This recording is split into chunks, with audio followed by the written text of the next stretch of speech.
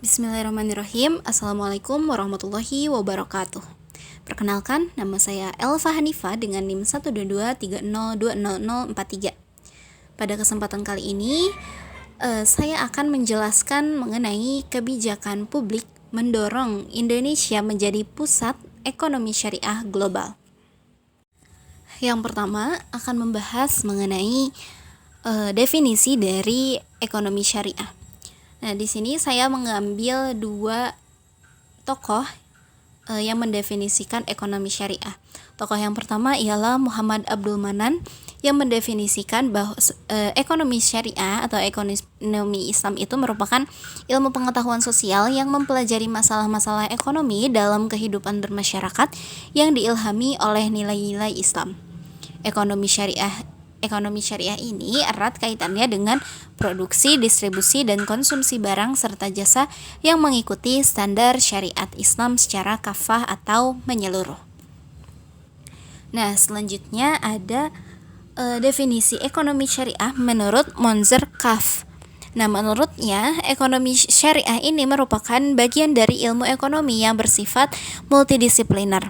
Nah, maksudnya bahwa ia tidak dapat berdiri sendiri.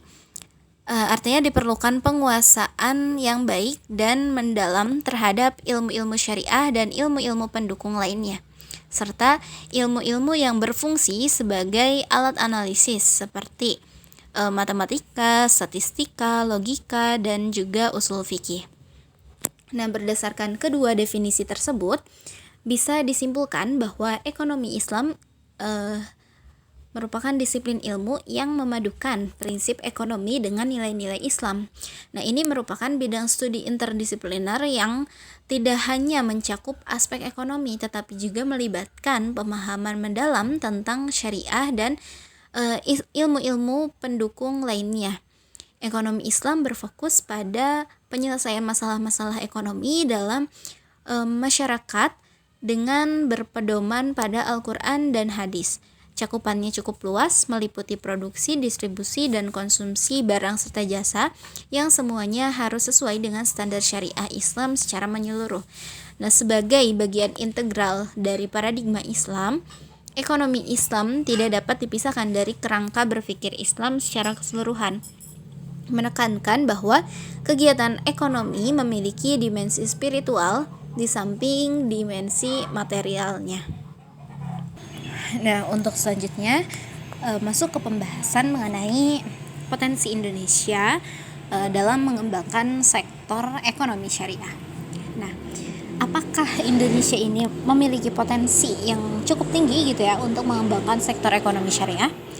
Nah, tentunya betul ya, Indonesia itu memiliki potensi yang cukup tinggi untuk mengembangkan sektor ekonomi syariah. Mengapa demikian? Karena Indonesia itu memiliki masyarakat yang mayoritas beragama muslim gitu ya, sehingga dengan populasi umat Islam yang banyak itu menjadikan konsumen terbesar produk halal pada pasar internasional. Nah, akan tetapi sumbangsih untuk memproduksi produk halal dunia itu masih belum optimal. Nah, hal ini menjadi peluang pembangunan ekonomi syariah yang berdampak positif pada perekonomian nasional. Selain itu, pemerintah Indonesia juga memiliki beberapa faktor pedoman yang menjadi faktor pendukung keberadaan ekonomi Islam, seperti halnya pada sektor perbankan dan memiliki fatwa bunga bank yang bisa menjadi bahan sosialisasi perbankan syariah atas kiprahnya. Demikian pula pada masyarakatnya, sedang bermunculan kesadaran dalam beragama yang dapat menjadi peluang dalam menerapkan ekonomi Islam di Indonesia. Nah, jika dilihat dari sektor akademik juga, hal tersebut bisa memberikan kontribusi dalam berkembangnya ekonomi Islam di suatu negara. Karena seperti yang kita tahu bahwa sektor akademik itu memainkan peran yang sangat penting dalam perkembangan ekonomi Islam di Indonesia. Nah, dengan populasi muslim yang besar, Indonesia memiliki potensi yang signifikan untuk mengembangkan ekonomi syariah dan bisa dioptimalkan dengan potensi dari dukungan dari sektor akademik. Nah, selanjutnya mengenai Ekonomi syariah global. Ekonomi syariah global ini menunjukkan perkembangan yang signifikan, didorong oleh populasi muslim yang besar di berbagai negara, salah satunya di negara Indonesia. Salah satu sektor yang berkembang pesat adalah pasar produk halal internasional. Nah, negara-negara dengan populasi muslim yang besar, contohnya Indonesia, itu menjadi konsumen utama produk halal di pasar global. Akan tetapi, terdapat kesenjangan antara konsumsi dan produksi. Contohnya bagaimana? Seperti di Indonesia itu meskipun konsumen produk halalnya itu besar, tapi sumbangsihnya dalam memproduksi produk halal di dunia itu masih belum optimal gitu. Nah, perkembangan ekonomi syariah juga terlihat dari meningkatnya perhatian pemerintah di berbagai negara. Contohnya di Indonesia, itu pemerintah sudah menetapkan beberapa pedoman yang mendukung perkembangan ekonomi Islam, termasuk di sektor perbankan syariah. Selain itu, kesadaran masyarakat terhadap prinsip-prinsip ekonomi Islam juga semakin meningkat. Nah, hal ini itu menciptakan peluang yang cukup besar untuk menerapkan dan mengembangkan ekonomi syariah di berbagai negara.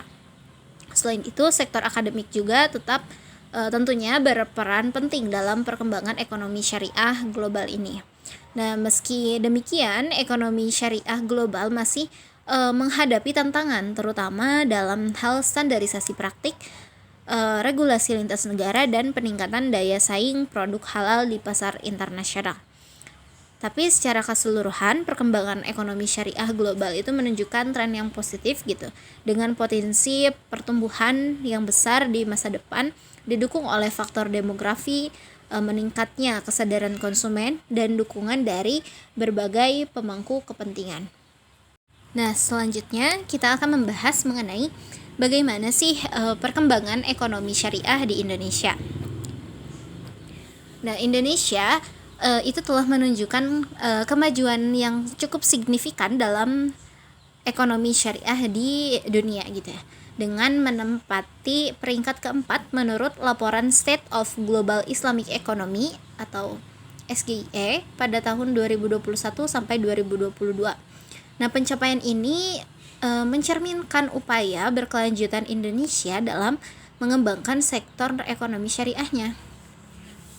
Nah, potensi Indonesia untuk menjadi pusat ekonomi syariah dunia itu didukung oleh adanya beberapa faktor. Yang pertama, Indonesia memiliki populasi muslim terbesar di dunia, yang mana hal itu dapat menciptakan pasar domestik yang cukup besar untuk produk dan layanan syariah. Yang kedua, Indonesia dikenal sebagai negara yang paling religius. Nah, hal itu menunjukkan adanya permintaan dan penerimaan yang kuat terhadap prinsip-prinsip ekonomi syariah.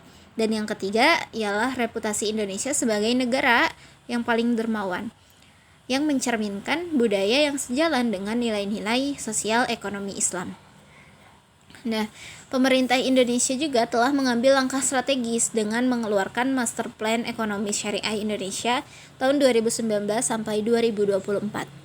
Master Plan ini merupakan roadmap komprehensif yang bertujuan untuk meningkatkan peringkat Indonesia dalam Indeks Ekonomi Syariah Global. Nah, ini menunjukkan komitmen serius pemerintah dalam mengembangkan dan memperkuat posisi Indonesia di kancah ekonomi syariah internasional. Dengan mengimplementasikan Master Plan ini yang melibatkan berbagai sektor, termasuk sektor keuangan syariah, industri halal, dan pengembangan UMKM berbasis syariah. Nah, fokus juga diberikan pada peningkatan literasi ekonomi syariah, pengembangan sumber daya manusia, dan penguatan infrastruktur pendukung ekonomi syariah. Nah, dengan kombinasi antara potensi pasar yang besar, dukungan pemerintahan yang kuat, dan peningkatan kesadaran masyarakat, Indonesia berada pada posisi yang menguntungkan untuk terus meningkatkan perannya dalam ekonomi syariah global. Tantangan ke depan itu hanya terletak pada konsistensi implementasi kebijakan, peningkatan daya saing produk halal, dan pengembangan inovasi dalam produk dan layanan syariah untuk memenuhi kebutuhan pasar global yang semakin berkembang. Selanjutnya, ada beberapa regulasi dan peraturan tentang ekonomi syariah yang ada di Indonesia yang tentunya telah berlangsung dari beberapa tahun ke belakang dan tentunya terus berkembang. Nah, regulasi yang pertama yaitu Undang-Undang Nomor 7 Tahun 1992 dan Undang-Undang Nomor 10 Tahun 1998 tentang perbankan. Yang kedua yaitu Undang-Undang Nomor 21 Tahun 2008 tentang perbankan syariah yang memperkuat regulasi perbankan syariah dan memberikan kepastian hukum bagi bank syariah. Yang ketiga yaitu ada Peraturan Otoritas Jasa Keuangan Nomor 25 Tahun 2021 tentang penyelenggaraan produk bank perkreditan rakyat dan bank pembiayaan rakyat syariah. Yang keempat, ada Peraturan Otoritas Jasa Keuangan Nomor 2 Tahun 2022 tentang penilaian kualitas aset bank umum syariah dan unit usaha syariah. Yang kelima, ada Peraturan Otoritas Jasa Keuangan Nomor 16 Tahun 2022 tentang bank umum syariah.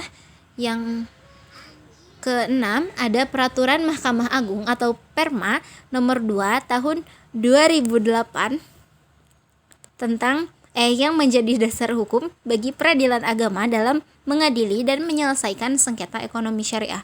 Dan yang ketujuh, ada kompilasi hukum ekonomi syariah atau KHS yang diberlakukan sebagai hukum terapan di peradilan agama melalui Perma Nomor 2 Tahun 2008. Nah, itu merupakan sebagian dari regulasi dan peraturan yang yang berkaitan dengan ekonomi syariah di Indonesia.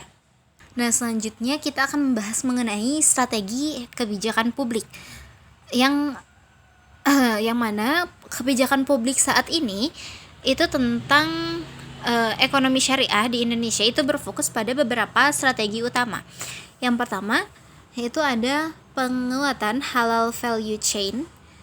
Nah, Menteri Bappenas mengatakan bahwa langkah pertama adalah penguatan halal value chain dengan fokus pada sektor yang dinilai potensial dan berdaya saing tinggi.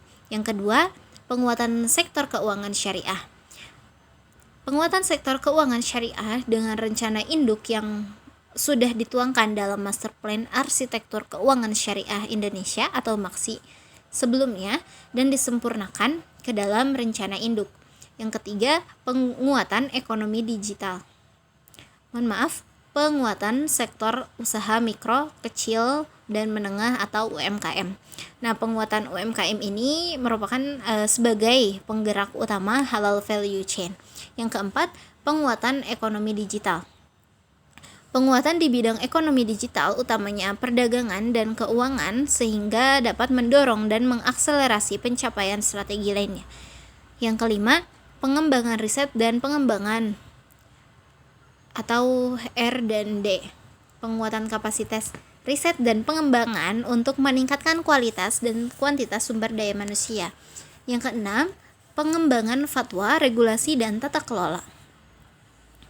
Tujuannya yaitu untuk meningkatkan kesadaran publik dan meningkatkan kualitas sumber daya manusia. Yang ketujuh, pengembangan ekonomi syariah sebagai alternatif tata kelola ekonomi politik global.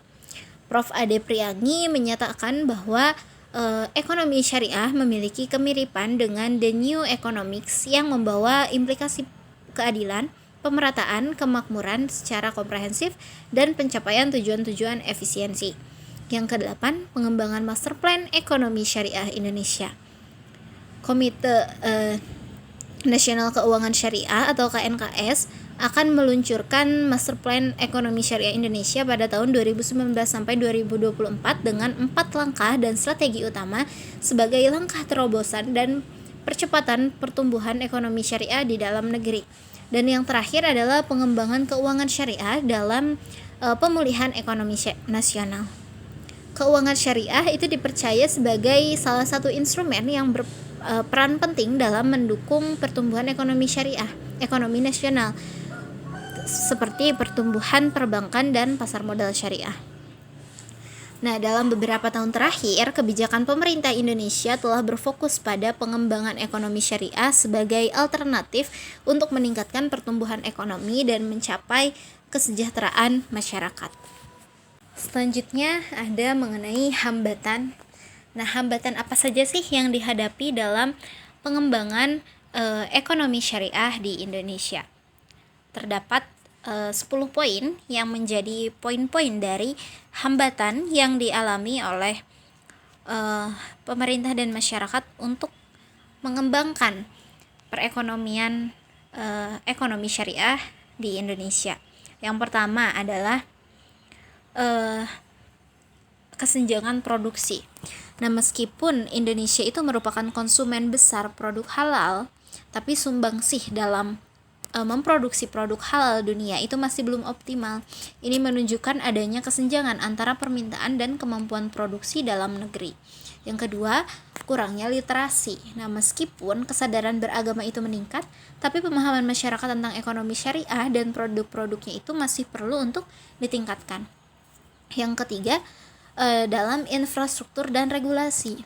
Nah, pengembangan infrastruktur pendukung dan kerangka regulasi yang komprehensif untuk ekonomi syariah itu masih dalam proses dan memerlukan penyempurnaan. Yang keempat, sumber daya manusia. Nah, ketersediaan tenaga ahli yang memiliki pemahaman mendalam tentang ekonomi syariah dan praktik bisnis modern itu masih terbatas. Yang kelima, ada daya saing produk. Nah, produk-produk syariah, terutama di sektor keuangan, itu masih perlu meningkatkan daya saingnya dibandingkan dengan produk konvensional. Yang keenam, standarisasi. Belum adanya standarisasi yang menyeluruh untuk produk dan layanan syariah di berbagai sektor ekonomi. Yang ketujuh, itu integrasi sektor. Nah, kurangnya integrasi antara berbagai sektor dalam ekosistem ekonomi syariah seperti keuangan, industri halal, dan UMKM syariah. Yang kedelapan adalah inovasi. Kebutuhan untuk terus berinovasi dalam mengembangkan produk dan layanan syariah untuk memenuhi kebutuhan pasar yang berkembang. Yang kesembilan, persaingan global. Tantangan dalam bersaing dengan negara-negara lain yang juga aktif mengembangkan ekonomi syariah. Yang ketujuh, koordinasi kebijakan, yaitu perlunya koordinasi yang lebih baik antara berbagai pemangku kepentingan termasuk pemerintah, regulator, pelaku industri, dan akademisi. Nah, mengatasi 10 hambatan ini itu akan menjadi sebuah kunci bagi Indonesia untuk memaksimalkan potensinya dan meningkatkan posisinya dalam ekonomi syariah global. Nah, kemudian bagaimana sih cara mengatasi hambatan-hambatan tersebut gitu? Karena tidak mungkin kalau ada hambatan tapi tidak kita atasi jika kita ingin berkembang dalam ekonomi syariah gitu. Yang pertama yaitu dengan melakukan penguatan regulasi dan standarisasi. Bagaimana caranya? Yaitu dengan menyempurnakan kerangka hukum dan regulasi untuk ekonomi syariah, atau juga dengan mengembangkan dan menerapkan standar nasional untuk produk dan layanan syariah. Yang kedua yaitu insentif fiskal dan non-fiskal, yaitu dengan memberikan insentif pajak untuk industri halal dan lembaga keuangan syariah, dan menyediakan kemudahan perizinan dan akses pasar bagi pelaku usaha syariah. Yang ketiga ialah dengan melakukan pengembangan sumber daya manusia. Caranya yaitu dengan meningkatkan kurikulum ekonomi syariah di institusi pendidikan, dan juga dengan menyelenggarakan pelatihan dan sertifikasi profesional di bidang ekonomi syariah. Yang keempat, dengan meningkatkan literasi, yaitu contohnya dengan melaksanakan kampanye edukasi nasional tentang ekonomi syariah, atau juga dengan mengintegrasikan konsep ekonomi syariah dalam program pendidikan formal dan non-formal. Yang kelima, mendorong inovasi, yaitu dengan menyediakan dana riset dan pengembangan untuk inovasi produk dan layanan syariah, membentuk pusat inovasi ekonomi syariah. Yang keenam, pengembangan infrastruktur, yaitu dengan membangun infrastruktur pendukung seperti kawasan industri halal, mengembangkan platform digital untuk transaksi dan investasi syariah. Dan poin yang ketujuh yaitu integritas sektor. Caranya dengan membentuk badan koordinasi lintas sektor untuk ekonomi syariah dan mengembangkan roadmap terintegrasi untuk berbagai sektor ekonomi syariah. Yang kedelapan yaitu menjalin adanya kerjasama internasional. yaitu dengan meningkatkan kerjasama dengan negara-negara lain dalam mengembangkan ekonomi syariah dan aktif dalam forum-forum ekonomi syariah internasional. Yang kesembilan, yaitu memberikan dukungan kepada UMKM. Caranya yaitu dengan menyediakan akses pembiayaan syariah yang mudah bagi UMKM dan memberikan pendampingan usaha berbasis syariah. Dan yang terakhir ialah dengan melakukan penguatan branding gitu. Caranya yaitu dengan mengembangkan branding nasional untuk produk halal Indonesia dan mempromosikan Indonesia sebagai destinasi investasi syariah. Dengan mengimplementasikan 10 strategi ini, itu memerlukan koordinasi yang baik antara berbagai kementerian, lembaga pemerintah, sektor swasta, dan masyarakat. Nah, dengan pendekatan yang komprehensif dan konsisten, diharapkan hambatan-hambatan dalam pengembangan ekonomi syariah di Indonesia dapat diatasi secara efektif. Nah, selanjutnya kita akan membahas mengenai potensi ekonomi syariah di Indonesia. Nah, apakah ada potensi-potensi yang berkaitan dengan ekonomi syariah di Indonesia yang belum dimanfaatkan secara maksimal oleh Indonesia? Nah, tentunya ada. Yang pertama yaitu potensi pada produksi produk halal, karena seperti yang kita tahu bahwa Indonesia adalah konsumen besar produk halal, namun produksinya itu masih belum optimal. Nah, caranya kita harus mendorong investasi di industri halal, kemudian memberikan insentif untuk pengembangan teknologi produksi halal dan juga memfasilitasi sertifikasi untuk UMKM. Yang kedua yaitu potensi memiliki pasar domestik yang besar, karena populasi muslim di Indonesia itu cukup banyak ya, bahkan dikatakan terbesar di dunia gitu. Nah, cara memanfaatkannya ialah dengan meningkatkan literasi ekonomi syariah kepada masyarakat, kemudian mengembangkan produk dan layanan syariah yang sesuai dengan kebutuhan lokal dan juga memperluas akses terhadap produk dan layanan syariah. Yang ketiga yaitu potensi pada keuangan sosial Islam, karena Indonesia itu dikenal sebagai negara yang paling dermawan. Nah, caranya dengan mengoptimalkan pengelolaan zakat, infak, dan juga sedekah, kemudian mengembangkan instrumen wakaf produktif dan mengintegrasikan keuangan sosial Islam dengan produk pengentasan kemiskinan. Yang keempat ialah potensi di pariwisata halal.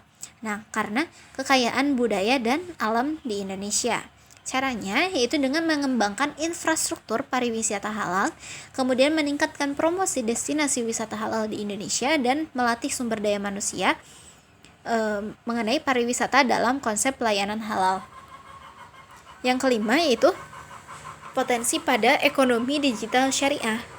Nah, karena pertumbuhan pesat, karena di Indonesia itu mengalami pertumbuhan yang cukup pesat dalam ekonomi digital gitu. Caranya yaitu dengan mendorong pengembangan vintage syariah, kemudian mengintegrasikan prinsip syariah dalam e-commerce dan mengembangkan platform crowdfunding syariah. Dan yang keenam, potensi sumber daya alam halal, karena kekayaan sumber daya alam di Indonesia yang sangat beragam. Nah, caranya yaitu dengan mengembangkan industri pengelolaan bahan baku halal, meningkatkan nilai tambah produk halal berbasis sumber daya alam, dan memperkuat rantai pasok halal dari hulu ke hilir. Yang ketujuh yaitu pendidikan dan potensi pada pendidikan dan riset ekonomi syariah, karena di Indonesia itu kan banyak institusi pendidikan gitu ya. Nah, cara memanfaatkannya yaitu dengan meningkatkan kualitas dan kuantitas program studi ekonomi syariah, mendorong riset dan inovasi di bidang ekonomi syariah, dan mengembangkan kerjasama internasional dalam pendidikan ekonomi syariah. Nah, dengan memanfaatkan potensi-potensi ini secara baik dan optimal, Indonesia tentunya bisa memperkuat posisi dalam ekonomi syariah global dan mendorong pertumbuhan ekonomi nasional yang inklusif dan berkelanjutan. Yang selanjutnya kita akan masuk ke pembahasan mengenai harapan perkembangan ekonomi syariah di Indonesia. Nah, tentunya dengan perkembangan ekonomi syariah di Indonesia itu diharapkan bisa membawa dampak positif yang luas dan menyeluruh bagi perekonomian dan masyarakat di Indonesia.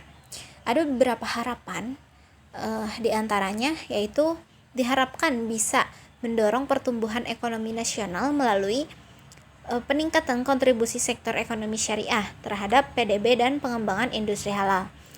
Kemudian diharapkan dapat mempromosikan pemerataan ekonomi dan pengurangan kemiskinan melalui peningkatan inklusi keuangan dan optimalisasi instrumen keuangan sosial Islam seperti zakat, infak, sedekah, dan wakaf.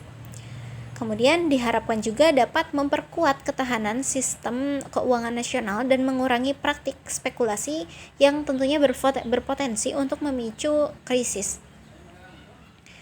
Diharapkan juga dapat meningkatkan daya saing Indonesia di pasar global, terutama dalam industri halal yang pada gilirannya dapat mendorong penciptaan lapangan kerja baru dan meningkatkan kualitas sumber daya manusia. Selanjutnya diharapkan juga dapat menstimulasi investasi baik dari dalam maupun luar negeri serta mendukung pertumbuhan UMKM berbasis syariah.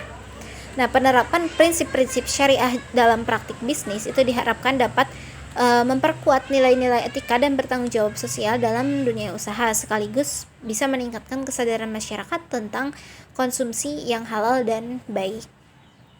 Nah, diharapkan juga dapat berkontribusi pada harmonisasi sosial dengan mengurangi kesenjangan ekonomi serta mendorong praktik bisnis yang ramah lingkungan dan berkelanjutan. Nah, dengan demikian, perkembangan ekonomi syariah itu tidak hanya bertujuan untuk mencapai kemajuan ekonomi semata, tetapi juga untuk mewujudkan pembangunan yang inklusif, berkelanjutan, dan selaras dengan nilai-nilai keislaman serta budaya Indonesia. Nah, tidak terasa sepertinya sudah mencapai ke bagian terakhir, yaitu di bagian kesimpulan. Nah, terdapat kesimpulan dari pembahasan mengenai kebijakan publik mendorong Indonesia menjadi pusat ekonomi syariah di global. Nah, dimulai dari definisinya dan sampai diakhiri dengan harapan perkembangan ekonomi syariah di Indonesia, itu bisa disimpulkan bahwa kebijakan publik yang komprehensif dan terintegrasi itu menjadi sebuah kunci bagi Indonesia untuk mentransformasikan potensinya menjadi kekuatan nyata dalam ekonomi syariah global. Dengan konsistensi implementasi dan kolaborasi antar pemangku kepentingan, Indonesia berpeluang besar untuk mewujudkan visinya sebagai pusat ekonomi syariah dunia, sekaligus mendorong pertumbuhan ekonomi nasional yang inklusif dan berkelanjutan. Cukup sekian yang dapat saya sampaikan. Mohon maaf bila terdapat banyak sekali kekurangan. Ditutup saja dengan salam. Wassalamualaikum warahmatullahi wabarakatuh.